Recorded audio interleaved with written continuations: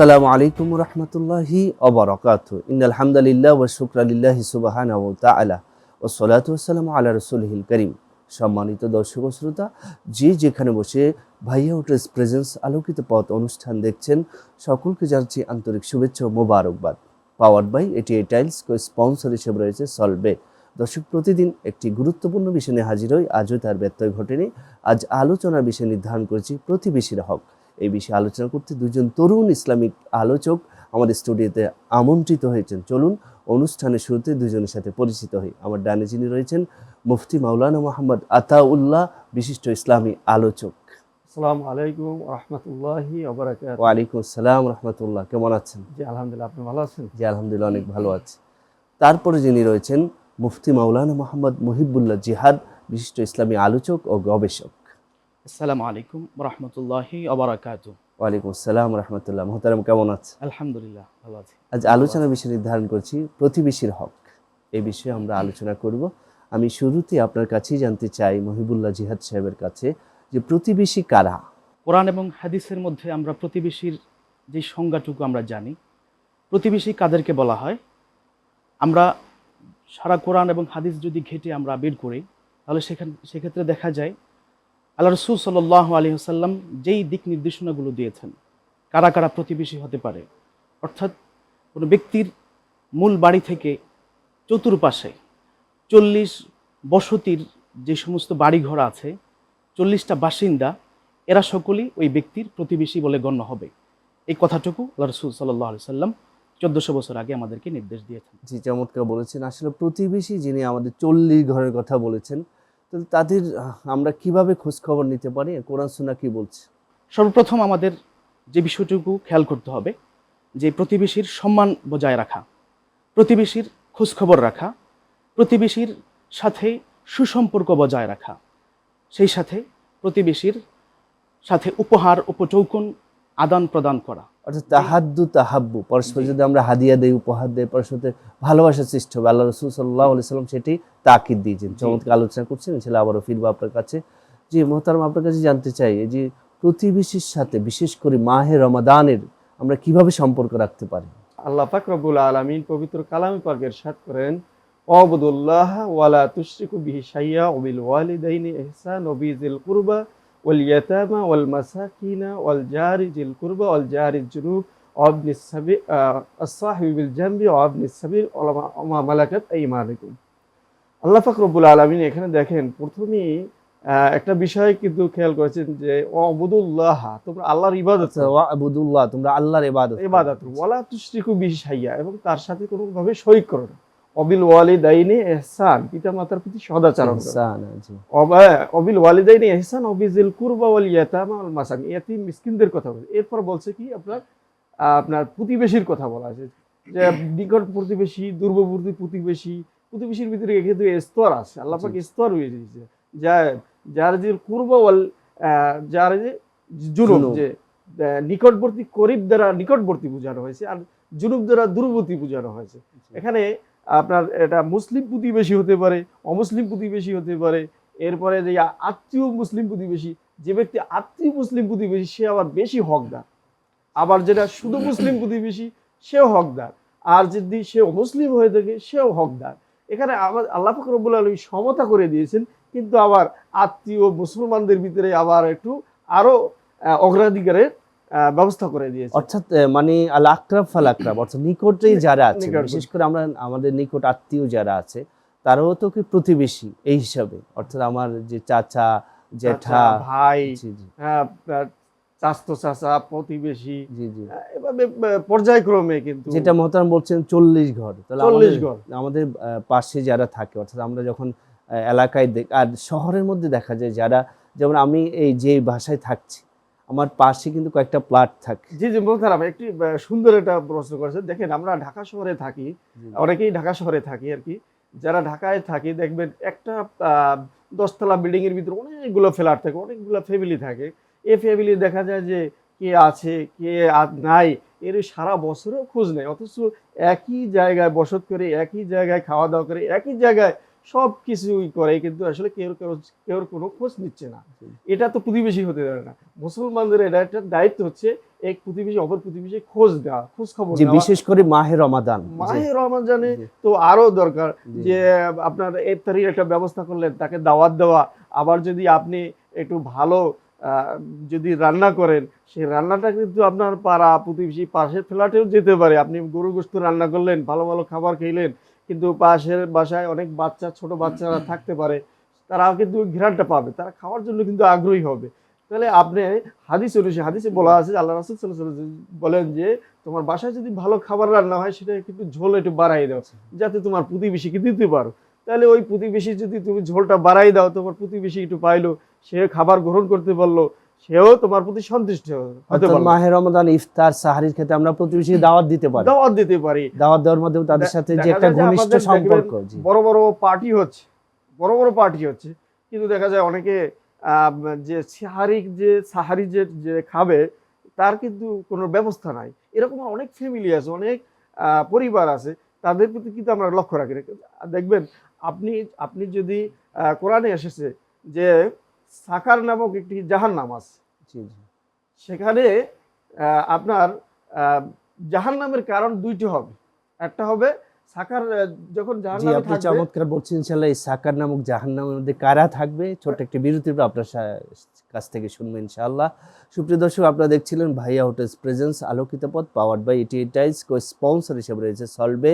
নিচ্ছি ছোট্ট একটি বিরতি, আমাদের সাথেই থাকুন। ফিরে এলাম বিরতির পর, আমাদের সাথে থাকার জন্য ধন্যবাদ। আপনারা দেখছিলেন ভাইয়া হোটেলস প্রেজেন্স আলোকিত পথ, powered by 88 tiles. Co sponsor হিসেবে রয়েছে সলবে। ফিরছি আলোচনা। জি শেখ, আপনি সাকার নামক জাহান্নামের কথা বলছিলেন। সাকার নামক জাহান্নামের অধিবেশীদের জিজ্ঞাসা করা হবে তোমরা কেন এই জাহান্নামে আসো, জাহান্নামে কেন তোমরা? তখন তারা উত্তর দেবে যে আমরা ঠিক মতো নামাজ পড়ি নাই, যে আকিমুস সালাত, এই নামাজটা আমরা কায়েম করি নাই ঠিক মতো। এবার দিতে হবে যে আপনার প্রতিবেশীকে আমরা খাবার দেই নাই, প্রতিবেশীর খোঁজ খবর হক নেই, আমরা আদায় করি না। হক আদায় করি নাই। তো এই দুইটা কারণেই কিন্তু সাকার নামক জাহান্নামে যাবে। সুতরাং আমাদের এই প্রতিবেশী, যে আল্লাহ রাসূল সাল্লাল্লাহু আলাইহি ওয়াসাল্লাম বলেন জিবরাইল আমিন আমাকে এত পরিমাণ প্রেশার দিত যে প্রতিবেশীর ব্যাপারে, যেটা এটা আমাদের মিরাজের অংশ না হয়ে যায়, এই রকমের একটা এভাবে তাকিদ দেয়। সুতরাং আমাদের এদিকে লক্ষ্য রাখতে হবে যে আমাদের যে পার্শ্ববর্তী প্রতিবেশী আছে তাদের প্রতি আমাদের লক্ষ্য রাখা, অর্থাৎ তাদের খোঁজ খবর রাখা, তারা ভালো অবস্থা আছে কিনা, আর্থিক সংকটে আছে কিনা, সংকটে আছে কিনা। বিশেষ করে তারা যারা গরিব অসহায় থাকে। অনেক সময় আমরা দেখি আমাদের সমাজের মধ্যে আমার পাশের যে প্রতিবেশী যিনি, তার অনেক গরিব অসহায়, কিন্তু তার আমরা খোঁজ খবর নিচ্ছি না। তা আমি কিন্তু অনেক ধনী, আমাদের জাকাতের যে অর্থটা শুরুতেই কিন্তু তাকে ওনাকেই দেওয়া উচিত। জি, একটা গুরুত্বপূর্ণ বিষয় যে আসলে আমাদের সমাজ ব্যবস্থায় এমন একটা পর্যায়ে গেছে, অনেক দেখবেন ধনী মানুষ এই এখন বর্তমানে যে প্রচলিত এই ব্যবস্থাটা, আমি এই টেলিভিশনের মাধ্যমে আমি জানাতে চাই, যারা জাকাত ফিতরা দিচ্ছেন, যারা অসহায়দেরকে দান করছেন, তাদেরকে আমি বলবো যে এই জাকাতটা আপনি দেন ডান হাতের বাম হাতের যেন না জানে। অনেকে দেখা যায় বড় বড় ইফতার পার্টি হচ্ছে, এখন সোশ্যাল মিডিয়ার যুগ, এটা ফেসবুকে তুলে সে এটা দিচ্ছে যে অমুকের জায়গায় আমি ইফতারি করালাম, আজকে অমুক মসজিদে আমি ইফতারি দিলাম। এইটা যেন না হয়। এটা হলে তো আপনার এহকাল কল্যাণ পরকালীন মুক্তি আশা করা যায়। জি, চমৎকার বলছেন। ইনশাআল্লাহ আবারও ফিরবো আপনার কাছে। যে মোহতারাম, আপনার কাছে ফিরতে চাই যে আপনি যে অধিকারের কথা বলছিলেন, অর্থাৎ প্রতিবেশীর অধিকার, এই অধিকার আর কি কি হতে পারে? কোরআন এবং হাদিসে নির্দিষ্ট কোনো প্রকার বলা হয়নি, তবে ওলামায়ে কেরামগণ এটাকে তিন ভাগে ভাগ করেছেন যে কীরকম হতে পারে। হকের দৃষ্টিকোণ থেকে তিনটা ভাগে ভাগ করা হয়েছে। এক হক বিশিষ্ট, দুই হক বিশিষ্ট প্রতিবেশী এবং তিন হক বিশিষ্ট প্রতিবেশী। তাহলে এক হক বিশিষ্ট প্রতিবেশী কারা হবে? যারা বিধর্মী প্রতিবেশী আছেন, এই 40 বাসিন্দার মধ্যে, 40 ঘরের মধ্যে যারা বিধর্মী প্রতিবেশী আছেন, তারা হচ্ছেন এক হক বিশিষ্ট প্রতিবেশী। তারপরে হচ্ছে দুই হক বিশিষ্ট প্রতিবেশী, যারা মুসলমান, অর্থাৎ ইসলাম ধর্ম পালন করেন, সে আমার কিংবা আপনার প্রতিবেশী। এরকম ব্যক্তিরা হচ্ছেন দুই হক বিশিষ্ট প্রতিবেশী। এর বাহিরে তিন হক বিশিষ্ট প্রতিবেশী হচ্ছেন যারা মুসলমান, সেই সাথে উনি আমার কিংবা আপনার আত্মীয় হন, খুব রক্তের সম্পর্ক কিংবা একটু দূরের সম্পর্কের আত্মীয় হন, তারা হবেন তিন হক বিশিষ্ট প্রতিবেশী। এই হকগুলো যদি আমরা যথাযথভাবে ওনাদের সাথে আদায় করি এবং ওনাদের সাথে যথাযথভাবে আমরা সুসম্পর্ক বজায় রাখি, তাহলে আল্লাহ এবং তার রাসূলের দেওয়া যেই ওয়াদা, আল্লাহ এবং তার রাসূলের দেওয়া যে নীতি নিয়ম কানুন, সেটা আমরা যথাযথভাবে পালন করতে পারবো। যে হকগুলো আমাদেরকে একটু জানাবেন, কি কি হক আছে? প্রথমে আমাদের জানতে হবে যে আমার রাসূল কোন কোন বিষয়গুলোর দিকে খেয়াল করেছেন। সেক্ষেত্রে আমাদের প্রথমে চলে আসবে যে ওনাদের সাথে সদ্ব্যবহার করা, প্রতিবেশীর সাথে সদ্ব্যবহার করা, কোনোভাবেই প্রতিবেশীর সাথে কোনো ধরনের খারাপ আচরণ না করা। তানার কাছে এসে বললেন, ইয়া রাসূলাল্লাহ হাবিবাল্লাহ, আন্না ফুলানাতান তাসুমু বিন নাহারি ওয়া তাকুমু বিল লাইলি ওয়া তুযিয়া জারাহা। ইয়া রাসূলুল্লাহ সাল্লাল্লাহু আলাইহি সাল্লাম, অমুক মহিলা ব্যক্তি যিনি দিনের বেলা খুব ভালো করে রোজা রাখেন। এখন যেহেতু রমজান মাস চলতেছে, এই রোজাদার ব্যক্তিদের জন্য বিষয়টা সবচেয়ে বড় শিক্ষা।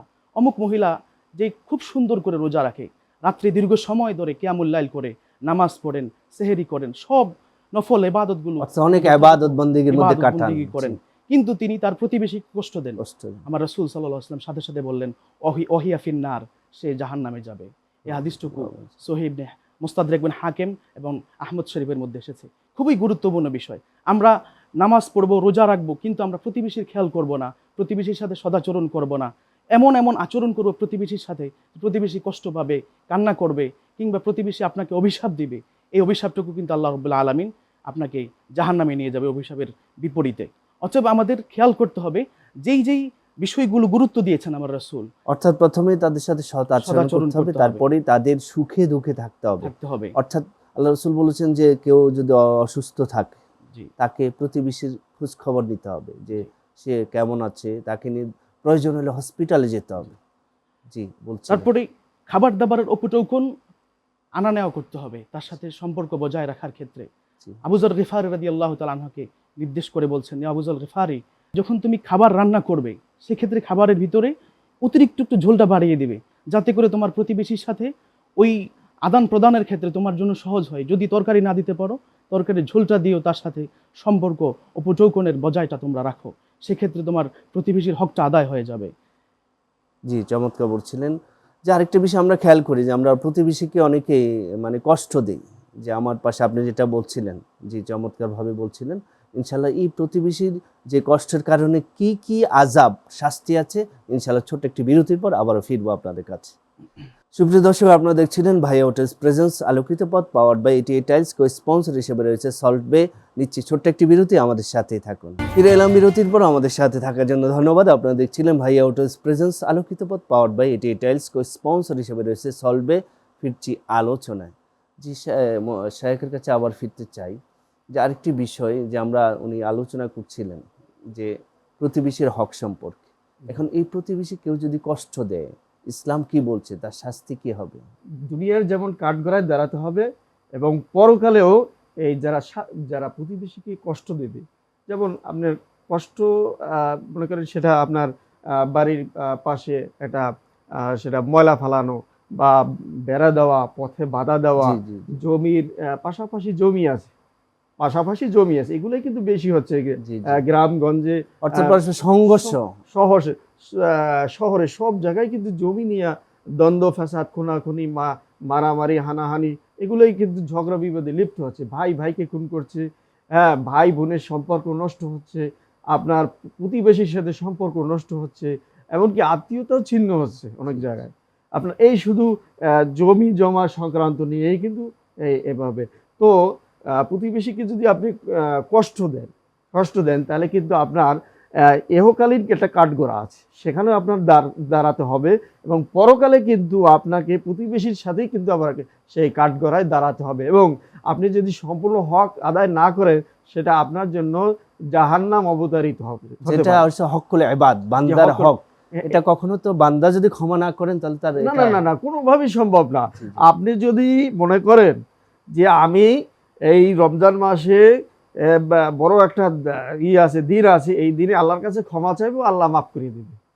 কারণ আল্লাহ তাআলা, এখানে তো হাদিস জানা আছে, কোরআন জানা আছে, কিছু কিছু মানুষের মোল্লা মৌলবী তারাও কিন্তু এরকমের ওই যে ধুরান্দার বাটপার আছে, যে আপনার জমি জমা ঠকাই খাইতেছে, জোর চুরি করতেছে, সুদ খাইতেছে, পরিবার হক নষ্ট করতেছে, এরকমের কিন্তু অনেক বান্দার হক কিন্তু আল্লাহ পাক ক্ষমা করবেন না। অর্থাৎ আপনি দুনিয়াতে রোজা রাখছেন, সাহারি ইফতারি করছেন, সবই ঠিক আছে, ইবাদত করছেন, কিন্তু সেটা যদি বান্দার হক নষ্ট করেন, কখনো আল্লাহ সেটা ক্ষমা করবেন যতক্ষণ না বান্দা ক্ষমা না না করে। না, ওই ব্যক্তি আপনার ক্ষমা করতে হবে, ওই জি, ব্যক্তি। তা আপনি রোজ হাসরের ময়দানে সে তো আপনার কাছে যাবে যে আমার নেকি কম আছে, তোমার নেকি থেকে আমার নেকি দাও, আমি জান্নাতে যেতে পারতেছি না, আমার দুনিয়ায় তুমি আমার সম্পদ লুণ্ঠন করছো, তুমি আমার সম্পদটা দিয়ে দাও।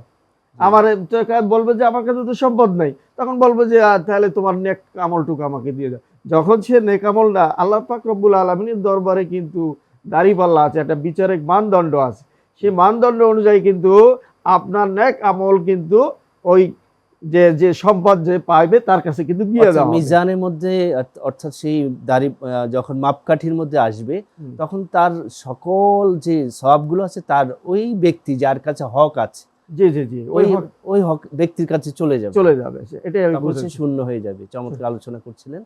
জি, আপনার কাছে জানতে চাই, এই যে আমরা কাউকে কষ্ট দেই, বিশেষ করে আমাদের দেশে দেখা যায় আমরা যে প্রতিবেশী যারা আছে তাদেরকে, ওই যে মোহতারাম বলছিলেন, এই যে আপনি দেখাচ্ছে আপনি একটা বিল্ডিং করছেন, অন্য পাশে আপনার রাস্তা নাই, কিন্তু আপনি পাশে বাড়ি দিয়ে রাস্তা দিয়ে আপনার মালামাল নিয়ে আসতে হয়, কিন্তু দেখাচ্ছে তারা কি দেয়, বাধা প্রদান করে। আবার আপনার পাশে দেখাচ্ছে ঘর আছে, কিন্তু আপনার ঘরের সামনে বিশাল গাছ রেখে দেয়, আপনার ঘরের ঢুকার মতো রাস্তা অনেক সময় ক্লোজড হয়ে যায়, বন্ধ হয়ে যায়। তো এইভাবে যে যারা কষ্ট দেয় মানুষকে, প্রতিবেশীকে, তাদের প্রতি এই ইসলাম কি বলছে, তাদের ব্যাপারে কি শাস্তি হবে? বুখারীর মধ্যে একটি হাদিস এসেছে, আমার রাসূল সাল্লাল্লাহু আলাইহি সাল্লাম বলছেন, মান আমানা বিল্লাহি ওয়াল ইয়াউমিল আখির ফালা ইউজি দাইফাহু ফালা ইউজি জায়রাহু। আমার রাসূল সাল্লাল্লাহু আলাইহি সাল্লাম বলছেন, যে ব্যক্তি আল্লাহ এবং কিয়ামত এবং পরকালের প্রতি বিশ্বাস স্থাপন করেছে তারা যেন প্রতিবেশীকে কষ্ট না দেয়। অন্য এক হাদিসের মধ্যে আমার রাসূল আরও জোরালোভাবে বলছেন, ওই ব্যক্তি মুমিন নয়, ওই ব্যক্তি মুমিন নয় এবং ওই ব্যক্তি মুমিন নয়। সাহাবায়ে কেরামগণ জিজ্ঞেস করলেন, ইয়া রাসূলুল্লাহ, ইয়া হাবিবাল্লাহ, আপনি কার কথা বলছেন? আমার রাসূল সাথে সাথে বললেন, যার অনিষ্ট থেকে তার প্রতিবেশী নিরাপদ নয় সে ব্যক্তি আসলে মুমিন নয়। অতএব প্রতিবেশীর হক, প্রতিবেশীর সুখ, প্রতিবেশীর শান্তি এটা আরেক প্রতিবেশী অবশ্যই বজায় রাখবে। তার হাত থেকে যেন সর্ব অবস্থায় তার প্রতিবেশী নিরাপদ থাকে, এটাই ইসলাম আমাদেরকে শিক্ষা দিচ্ছে।